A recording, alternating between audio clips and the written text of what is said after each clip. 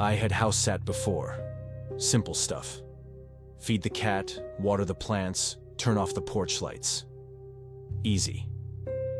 So when James asked me to stay at his place for a few nights while he was out of town, I said yes without hesitation. I hadn't seen the place until I arrived. It was old. A Victorian manor tucked behind overgrown hedges with a rusted iron gate that creaked even in the stillest air.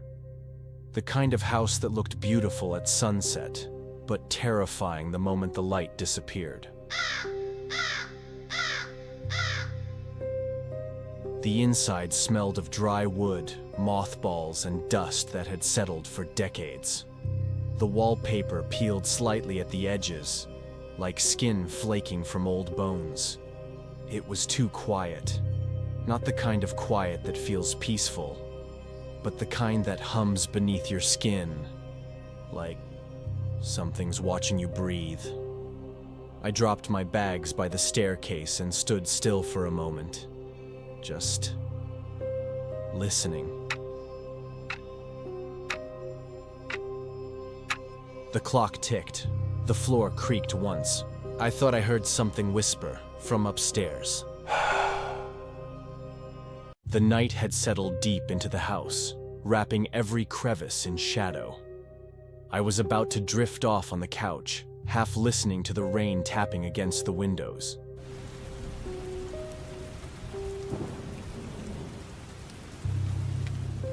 When the phone rang, not a soft modern tone, but a sharp metallic ring from the dusty rotary phone sitting in the corner.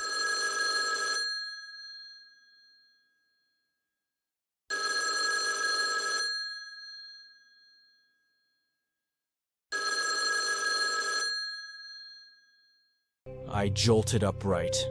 For a moment, I just stared at it. Who even had this number?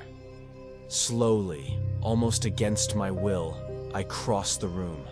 My fingers trembled slightly as I lifted the receiver to my ear. Static hissed on the line, like breathing through broken lungs. Then, a voice. Hoarse.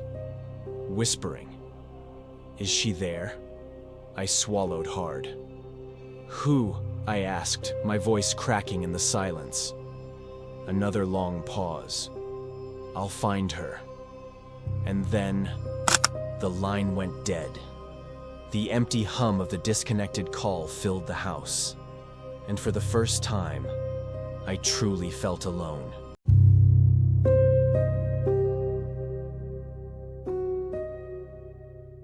I told myself it was just a wrong number. Some confused old man. A prankster. Nothing more. I forced a laugh. The kind that feels hollow even in your own ears. Trying to shake it off, I slumped back onto the couch and flicked on the old TV. The screen crackled to life, washed in gray static for a moment before settling into a grainy late-night movie. Some black and white film, something about a haunted house. I turned the volume up, just enough to drown out the uncomfortable silence seeping through the walls. But no matter how loud the TV played, I couldn't shake the feeling that something was still listening, still waiting. I told myself again, just nerves, just the house settling, but deep down, I wasn't sure. I must have dozed off for a minute. The static of the old TV buzzed quietly in the background, filling the room with an uneasy hum. Then,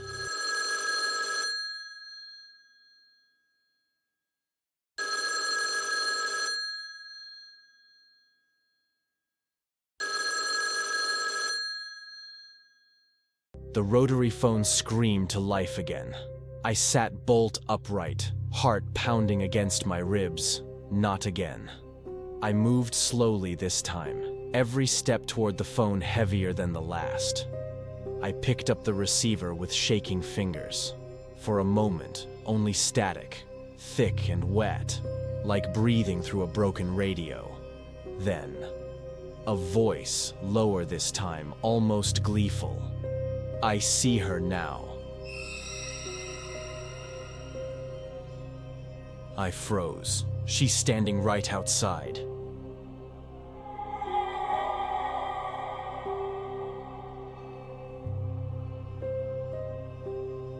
The breath caught in my throat, slowly. I turned toward the window.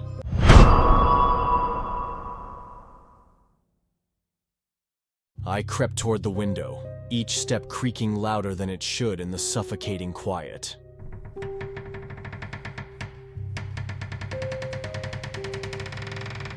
My fingers brushed aside the edge of the curtain.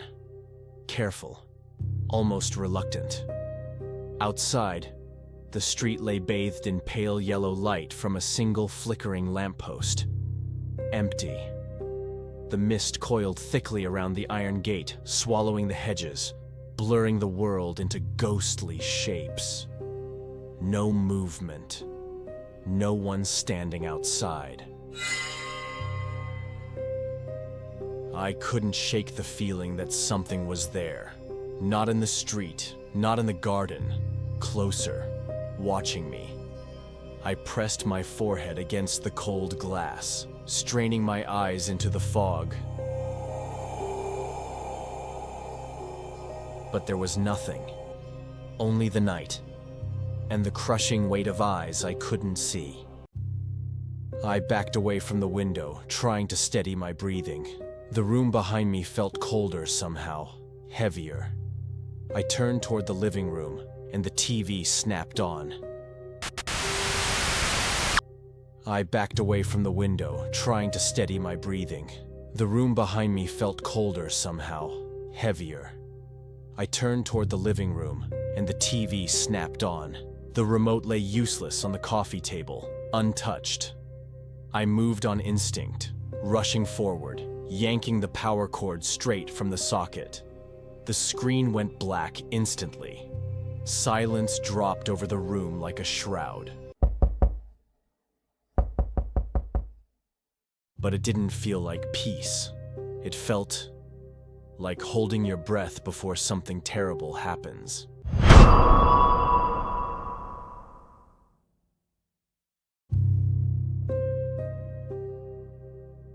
For a few heartbeats, there was only silence. Heavy. Oppressive. I stood frozen in the middle of the dark living room, the unplugged TV now a dead black mirror reflecting my own pale face. Then,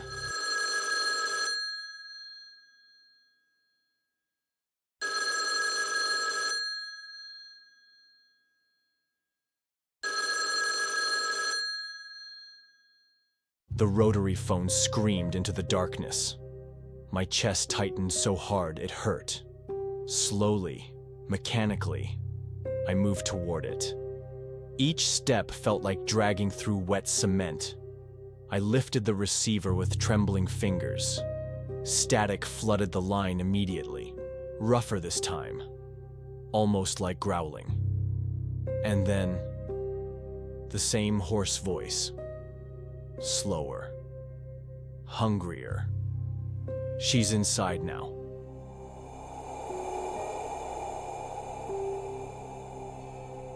A cold breath brushed the back of my neck. I spun around instinctively, but behind me, there was only darkness.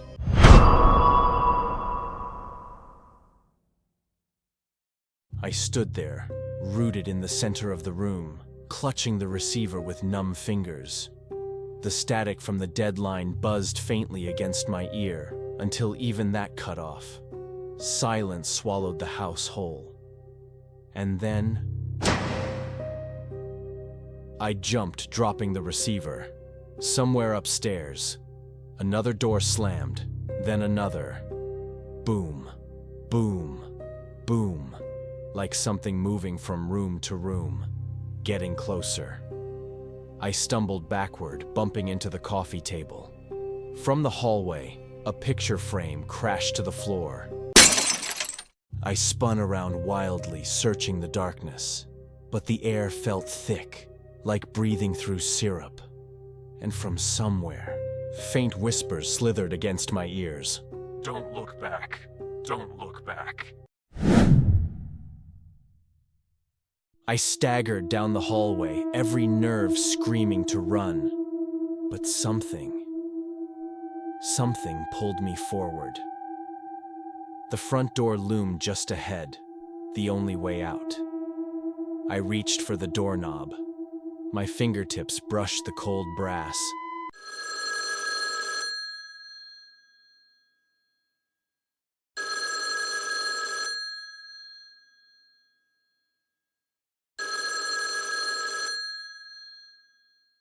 I froze.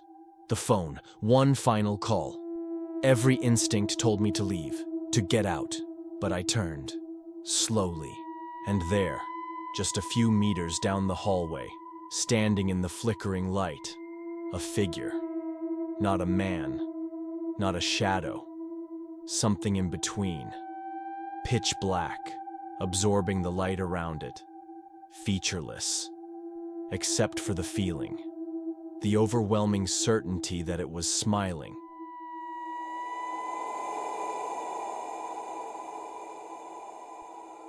I couldn't move. I couldn't breathe. I just stood there staring into the dark that stared right back. I don't remember making the decision. 1 second I was frozen, staring into that black, featureless void. The next, I was moving. Sprinting toward the front door, breath ragged, muscles screaming.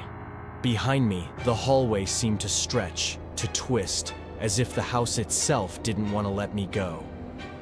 I yanked the door open so hard it slammed against the wall. Cold night air slammed into my face like a slap.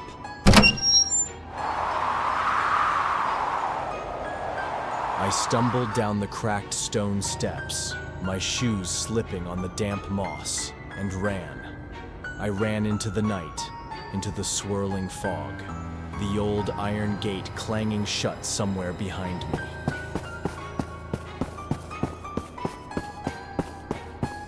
I didn't look back. I didn't dare. I ran, until the house disappeared behind the mist.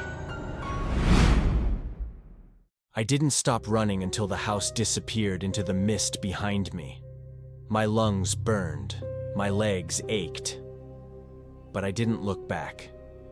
When I finally reached the edge of town, I collapsed onto a bus stop bench, gasping for air.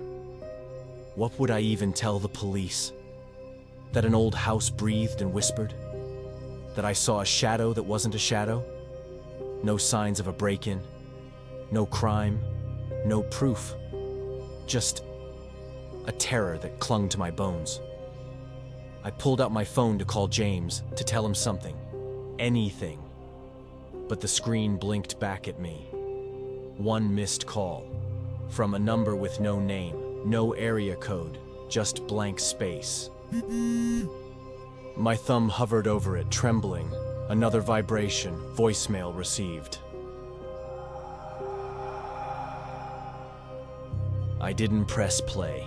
I just sat there, staring at the screen, knowing some things don't stay behind. The phone that shouldn't have rung. In some places, silence isn't empty. It's full of things, waiting.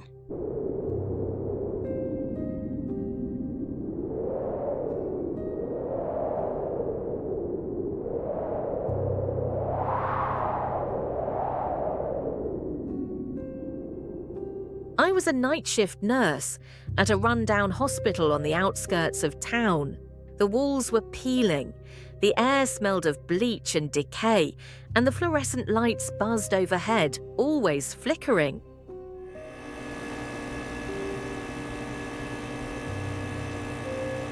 Some floors had been sealed off for years. No patients, no power, just emptiness.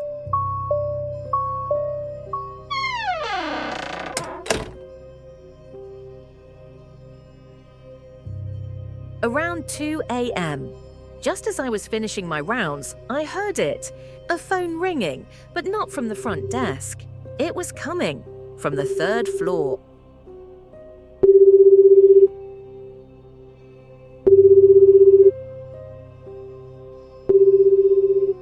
Lisa, my co-worker, and I froze. We grabbed our flashlights and headed towards the stairs.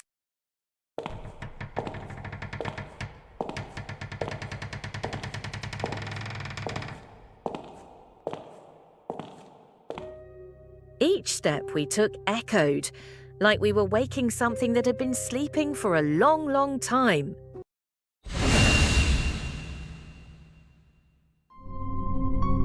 Just as we reached the landing of the 3rd floor, I saw it.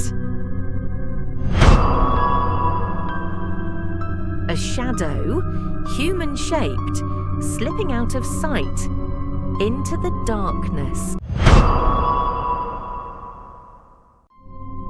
We rushed forward.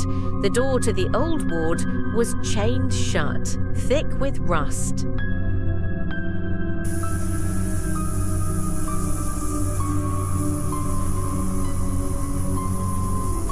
No broken lock, no sign of anyone inside.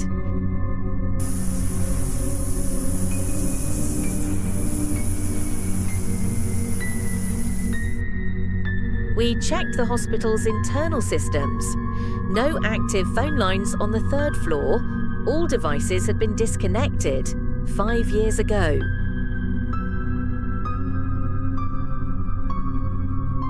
No electricity, no signal, no possible way.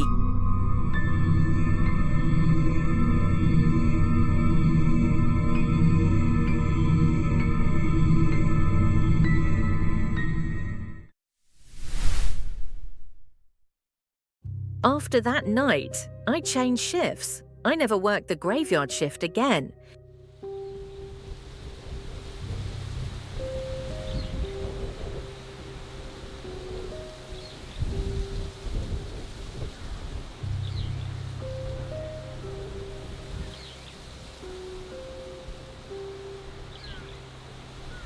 But sometimes when I pass by that old wing during the day, I swear, I can still hear it.